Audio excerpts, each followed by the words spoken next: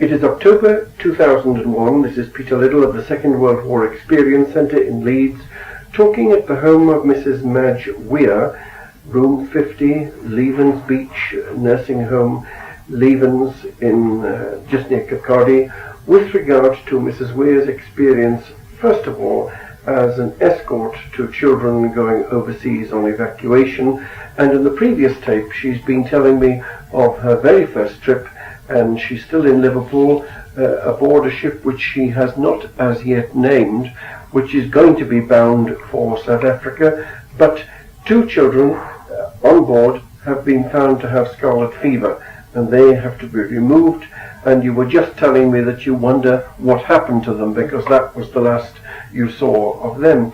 And it occurs to me, before we come back on board, that perhaps you should have told me how these children had been selected. Yes. I'm very interested in that. Oh, good. All schools were notified by the government that they could send their children either to what we call domestic venues all over the British Isles, or they could send them abroad to Australia, Canada, South Africa or New Zealand. Some of them have relatives there, so they jumped at the idea. And that was Geoffrey Shakespeare in the government at that time who suggested all this. You'll see all this in The Absurd and the Brave, written by Mike Beckney. Anyway, the schools were all notified, and the parents wrote in and asked for it, and they were told whether they could go or not, and where they would be going to. Well, let's come back aboard. Which ship? Landstephen Castle. Oh, of course, yes. And you were bound for South Africa. And was this trip to pass uneventfully, except for the mischief of the children, or not? No. First of all, we started to go up. Well, it wasn't dangerous to us, but we were told about it. We started to go up towards Greenland, but get out of the way of the U-boats, and we started to go over to Canada. And of course we zigzagged, which the boys all came rushing in and asked me why we were zigzagging. Well, I didn't want to worry them. I didn't want them to think about what was happening. I made up the most ridiculous tales of why we were zigzagging, and they looked at me rather pitifully, as though they knew I was pulling their leg. Anyway, we were in the mid-Atlantic when the captain called all the escorts to his cabin, and he said, "I've got some very serious news for you. We're surrounded by U-boats, and the city of Benares has just been sunk off Canada with the loss of so many children and so many escorts." Did he tell you that? Yes. And he said, the children must not know. And he said, we've got to put them in life jackets all day, and we're going to have lifeboat drill every morning. We had to get them into the lifeboats. We were allocated a member of the crew and an officer to each boat. And we managed it in the end in 3 minutes. And we did it for quite a while. The children thought it was wonderful. But it was a very awesome thought. But in fact, nothing so terrible transpired. Nothing happened. We were lucky. And we were told that they could got them on the sonar. Is that right? Sonar? I think that's right. That they could hear the submarines. But we seemed to manage to escape them. How, I don't know. And we got to Freetown. And we had to anchor at least a mile outside because of disease. And all the children were told not to touch anything, ask for anything from all the little boats that came out to us. Mm-hmm. They mustn't take a thing. Suddenly an officer's voice shouted out, "Who owns Peter Catchlove?" I said, "I did." He said, "I'm afraid he's thrown his T-shirt down into one of the boats and they've given him a coconut." So he had to be dosed that night with castor oil, which was highly unpleasant for the child. But no, we were very, very fortunate. They told me afterwards at the end of the trip they were very thankful because it was touch and go when we were in the Atlantic. Have you got any anecdotal memories which show how well you remember children, in particular those with whom you felt a particular bond, for example? There's a little Scottish boy, and he's now professor of music in America. I'm in touch with 9 of them still. 2 have died. And tell me the names of those that you're still in touch with. Oh, good gracious, I forget them all one after the other. Do you want them? Yes. I've got to go through all of them. John Beswetherick. Oh yes, he's in South Africa. That's right. RAF at the end of the war. That's right, John Beswetherick. Bruce Murray, he's in America, he's the one, and he was always playing something, either a little tin whistle or a flute or playing on a comb or something. It was music, music, music all the time for him. Stanley Wheel, he lives down in Essex. Give me the photo a minute and I can sort of rattle off their name. Stanley Wheel. Thank you very much, Doctor.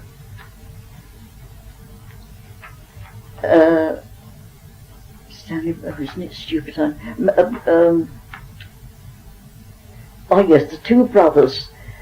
Now, whatever was their name, I knew them so. They both were from Bradford Grammar School. And I cannot remember their stupid souls, but I've got a list of them all there. Another Stanley Wheel, and oh, I know their names as well as anything. That's what old age does for you. Oh yes, wait a minute. One out in Canada, Arthur Doherty. He was in the Canadian Air Force too at the end. Well, you got 9 of them I'm still in touch with, and they come and see me. They write to me, and I write to them. Of course, there's one in Edinburgh too, isn't there? She wasn't mine. Oh yes. Yes, that's Kit Levy. Yes. Yes, well, she was on board ship, but she wasn't one of my children. I've got it. All right. And we all kept very much in a group. They didn't like to. She would talk to them all, especially John Beswetherick. But as a group, the children rather liked to be where they could see me. Yes. Did any need particular mothering? Well, I should say the youngest one. Of course. Peter Catchlove, yes. And they all asked me to come and kiss them good night, the little ones. And the naughty boys used to shout out, "Come and do us too, Mum." Well now, what about the arrival in your South African port, either Durban or Cape Town, and then that special moment of handing them over? We arrived in Cape Town to a magnificent welcome. People were all shouting and lining the docks, and all the ships were tooting, and Simonstown, of course. And I always remember Arthur Doherty saying to me afterwards, "You know, I've done awfully well out of this. I've arrived with more money than I started out with." People were throwing money on board, which rather amused me. And then we were taken to the town hall and had a speech by the mayor and so on, all the dignitaries. And the children were allowed to go and pick some fruit in the garden, which I thought was absolutely marvellous. They hadn't seen fruit like this all the war. It was wonderful for them. And then some of them were taken to a Jewish orphanage, and some were taken somewhere else, and some were going to be collected by relatives. But there was quite a few who didn't know to whom they were going. And this bothered me dreadfully. I was dying to go with them and see who they'd got them. And then we had all the escorts come on board who were going to take them off. And it was a pretty nasty moment. But I promised to write to all their parents, which I did when I got home. And strangely enough, Stanley Wheel down in Essex, when his mother died about 3 years ago, found my letter that I'd written in the war. She'd kept it to say he'd arrived safely. Well, with this first escort duty successfully accomplished, Were you to do more? No, I was to go straight back as quick as I could to go and do more work. They've got me booked to go to New Zealand. I meant, were you to do more escorting trips? Yes, I should have gone to New Zealand. But of course, directly the city of Benares was sunk, everything was stopped. Oh. And then there were about 5 of them who were not picked up yet, including Arthur. And I took them all along the beach for a walk to try and get their minds off things and that. And to their joy and delight, a little penguin swam ashore. And they were able to hold it by its flippers and walk it along. And the joy on those children's faces. Oh, one thing I've remembered on the voyage was when we spotted a whale. We were in the middle of a church service. We had 2 Catholic fathers and 1 Anglican on board ship who were escorts. And they gave a short service every Sunday. We were right in the middle of it when someone shouted out, "Look, a whale!" Well, of course, the whole ship rushed to the side. I'm afraid the service and everything was forgotten. And we were sort of sinking down on that side with the whale. And we saw it spouting, and that really thrilled the children. And another thing I just remembered on board too was when we were spotted by a destroyer. And I never seen a ship come so quickly across the water, never. And all the boys were saying to me, "Mother, you're going to be on the, going down the, what do they call it when they... Gangway. No, when they dunk the people on... Walk the gangplank? Yes, walk the gangplank, that's it, that's what you're going to have to do, they all said. So I said, well, we'll wait and see. Well, it got within hailing distance of us, and after recognition, which of course we gave, they all gave, the captain gave, and they just said that they were a destroyer, and wished us bon voyage, safe landing, and off it went. But I've never seen anything come across quicker. Well, back home to Tilbury, was it, or to the Mersey? Liverpool. To Liverpool. Yes, I had to come back. I couldn't come back at first. I caught in Tiger off one of the children, who the steward had given it to the child. Child passed it on to me, and the strange part was, Doctor, I was billeted. At first, we were all billeted for a few days when we got there, by the editor of the Cape Argus. Well, I never. Wasn't that strange? Yes. And Ollerman, I remember his name. He had a very clever sculpture daughter. And I was billeted there for about nearly a week. And then I went out to Musenberg with the 2 teachers from the school there who said they'd look after me till I was better. I was covered in purple dye from these wretched impetigo.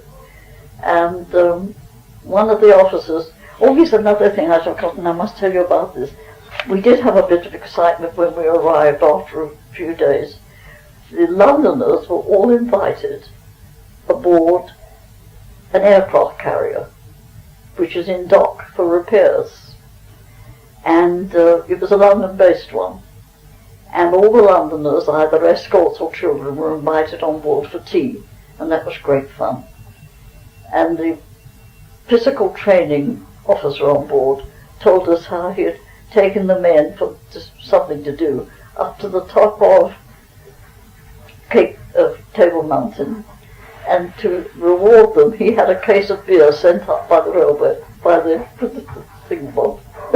Now, Madge, the next stage in your war work was going to be as a billeting officer in Bermondsey, but you've got to get back from Simonstown or Cape Town or Durban. Yes. You've got to get back to London. Yes, you were supposed to go back as soon as possible. What about your journey? And they all went back on the Warwick Castle, the other escorts, who were not staying in South Africa. Some had come over to stay in South Africa. And I had to go back on my own on the Cape Town Castle, which was the biggest vessel of the fleet, of the P&O, and it was a pretty scary journey. We left Cape Town, and not very far out we ran into the most appalling storm, and we lost our lifeboats, were all bashed against the side of the ship, and was not seaworthy. Anyhow, everybody was very cheerful, and there were exactly 13 of us on board. And typical British, we had 10 in the ordinary class and 3 in the first class. And one of those was someone with a marked passport. She swept on board looking like Matahari, all the sailors whistling from the deck. And she had someone outside her cabin the entire voyage, on guard. We don't know why. And the last I ever saw of her, Doctor, was in Liverpool, trying to get through to Lord Howard de Walden. And that's all I knew about her. We had another person on board that ship who we knew was a naval officer. We knew nothing about him. And to our horror at Liverpool, he was met by 2 senior naval commanders with their swords. What do you call it when it's done like this? Reversed. And he was taken off. He'd been hazarding his ship in wartime. It was a dreadful blow. Anyway, this terrible storm, well, we survived that, and we were not very far from the Azores when we heard gunfire. And the captain called us all and said, "You 10 must stay in the gangway all night, dressed, lifeboats, life jackets on, and we don't know what's going to happen. We can hear the sonar." So we all dressed and put on our life jackets. We were a very assorted bunch, I can tell you, most peculiar. And they taught me to play poker, which I'd never played in my life, and never played since. And we survived somehow till the morning, and we managed to totter into Liverpool. And we were very lucky. Well, Bermondsey. There was no more evacuation of children after the tragedy of the city of Benares, and you did not want to join the services. No, I didn't. But there was work for you in London. How was it that this billeting officer post turned up for you? The supplementary register. I put my name down on it for it. I got back. It was a register for people who wanted more than just clerical work or something like that. Wanted something interesting and to help the war effort. And they called me, and I just got the job, and it was a pretty demanding job. Now we should have got the rough dates of the Langstephen Castle's trip to South Africa and then your return to Liverpool. Rough dates, which... I came back in late October to Liverpool. And late October 1940? Yes. And I started in Bermondsey in November 1940. Bombing quite heavy by then, certainly. We saw all the docks aflame, St Paul's standing out. I shall never forget it to the end of my days. And those ambulance drivers were incredible. They rushed in and out of that inferno, bringing people out. And we, on then May the 10th, 1941, we had 1,000 homeless in one night in Bermondsey. 1,000. Our mayor was killed, and the reception centres were packed. And I had one old lady, I still remember her name, Mrs. Paddy. She was bombed out 3 times. She came out smiling every time. The Cockneys were incredible. They were absolutely wonderful. And she kept saying, "It's lovely, dear. I like being with people." Because you lived alone, you see. She said, "There's only one thing I want you to do for me. I want the fort warden to find my corsets and my teeth." And he did, in the rubble. And we used to have to go around. I used to have a string round my waist with the keys all hanging down. And like Pied Piper, I had all the people at the back of me. And I used to walk around Bermondsey, putting them into the houses, getting them settled in, and going back later in the evening to see they were all right. Now these houses, were there people living there already? No, they were requisitioned, empty before the war.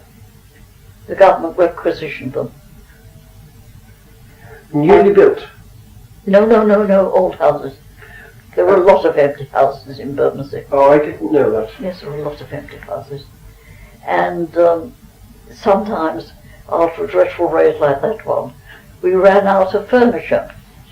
And we had to, so the town clerk asked me if I'd go with him and get some more from the warehouse.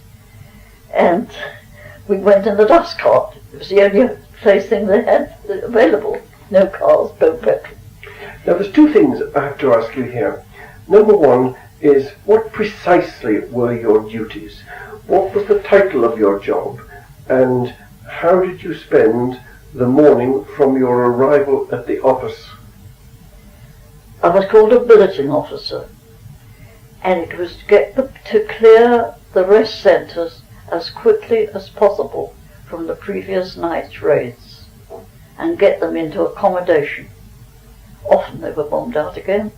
So somebody else had a register of the accommodation. Exactly. And you had to take in sequence the people who were in the rest centre and escort them to their accommodation. Exactly. And then, of course, there were about 5 of us, 5 military officers. What was there in the house? Perhaps nothing. Yes, they were all furnished with utility furniture and enough cups and saucers and bedding and all that sort of. They were just ready to go in. It was all done before the war. But with regard to the utility furniture and the utensils, was that not done in the emergency? Surely they wouldn't have houses completely ready for occupation. No. It was done in that 1939, when we were all waiting for the bombs to drop. I mean, I know that many people were dreadfully fearful that the bombers will get through and there will be widespread crippling devastation. So there'd been enough awareness that this would be a problem. But what you're telling me suggests really quite wonderfully efficient foresight. It was. They really did in that 1939. It was incredible what they'd done. And the beginning of 1940, directly the bombs, directly the docks, which of course rather high next to Bermondsey, was just ablaze. And that they did a lot more then. So, just recapping, just to be absolutely sure about this, I realise that a London historian would know, and I don't know, but I think what you're telling me is that old housing from which people had moved in 1938, 39 or whatever to, shall we call them, modern flats. That's quite right. Instead of being demolished, they were requisitioned in readiness for an emergency which could reasonably be anticipated. Then, with the outbreak of war, using further requisitioning or billeting chits, which would be recompensed later, stores of utility furniture and other utensils were visited so that these houses could be made ready for occupation. Right. And you were the person, the human person, who actually, with others, who escorted them into these houses. Yes. Now I want to put another question to you, not one on which I'm informed, but one which I've picked up in various television programs, and that is, there have been some historians more recently attacking the myth of Britain can take it, and implying that there was a measure of resentment at the lack of efficient of properly equipped air raid shelters, and that people's morale under the sort of bombing that you've been telling me about was not as good as we would like to believe it was.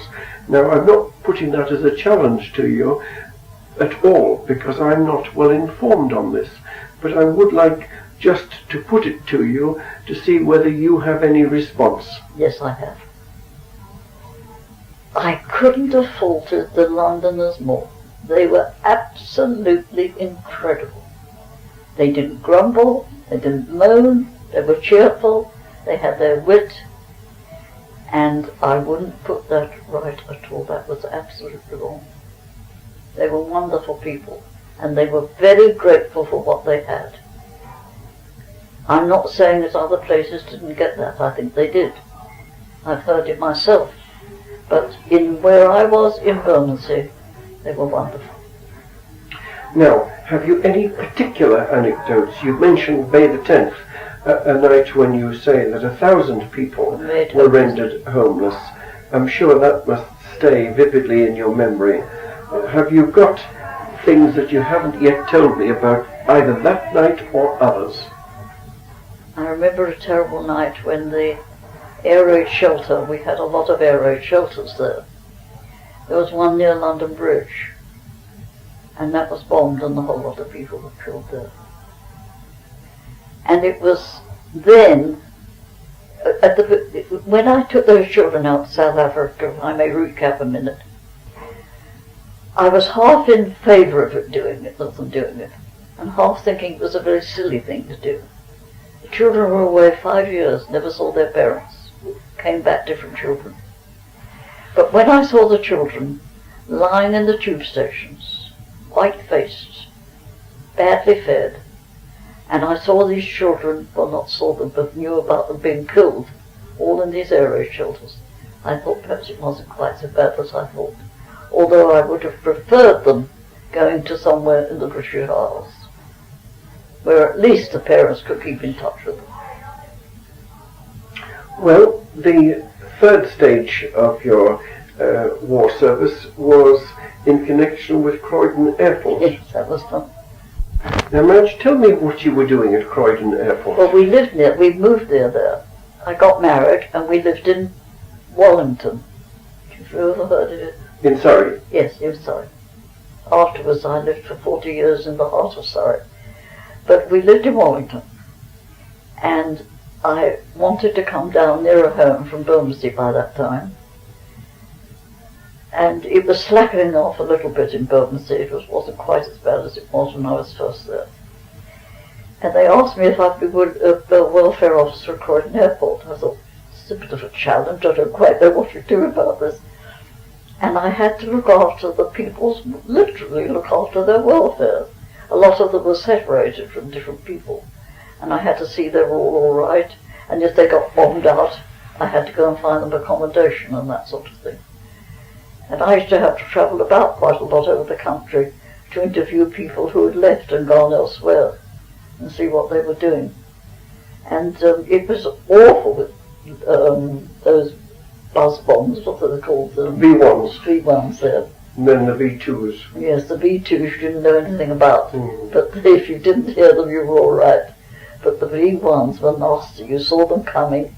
You heard the engine cut out. And you saw them begin to dip like this, and then they'd rise up like that and go elsewhere. And the airport was covered in barrage balloons. Anyway, I was there for quite a time, and then the war ended. Were you to see anything of the celebrations on VE Day? I didn't particularly want to. May sound strange to you, but... No, it doesn't. And I wonder whether that statement that you just made there has a link to your response to my question as to the importance of these war years in you as a young woman. Yes. In any way were you influenced, reshaped, your attitudes and opinions moulded by your experience of the war? There was one life before the war, there was one life after the war, and then you never got it back. And I felt very sad on that day. I didn't want to celebrate particularly. A lot of people were, and the whole place went mad. But very, very thankful.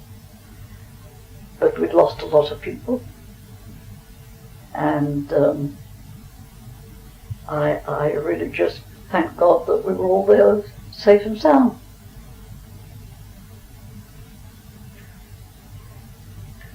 It's as if you were telling me that your life was fractured by the war. Yes, yes. Why was it never the same again for you in your life? You've had 50, Well, it wasn't 60 for years anybody, since. I don't think. Everybody in the war, before the war, of course, life was slower. I mean, we had none of this technology then. We were innocent. The war changed all that. And in the war, everybody helped everybody else. It was the most incredible time for kindliness, friendship. Oh, it was amazing, it really was. And after the war, it all seemed to vanish. People started to want money, they started to want better things than anyone else, and it was different. It's hard to explain. Madge, thank you very much indeed. It has been a pleasure meeting you and working with you.